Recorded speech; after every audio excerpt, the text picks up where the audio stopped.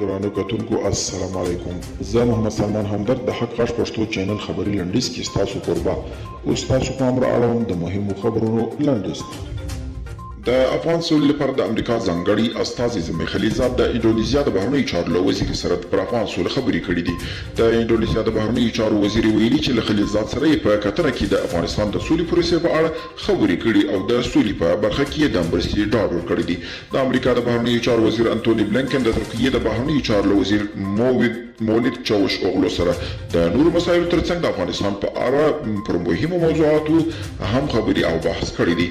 په افغانستان کې د کاناډا پخوانی سفیر کریس الکساندر ویلي چې که دغه د غزې د سلو وژلو شویو کسانو په څیر له ننګرهار تر هرات پورې زرګونو وژل شویو خلکو ته پاملرنه شوې وای نو ډېر پخوا به د افغانستان کې د پاکستان نیابتي جګړې پای ته رسېدلې وای.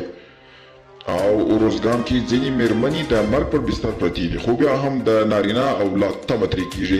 اروزګان کې روغتیا پالان وایي هغه ښځې چې ډېر کوچنیان زیږوي په ژوند کې له بېلابېلو روغتیایي ستونزو سره مخامخ کېږي.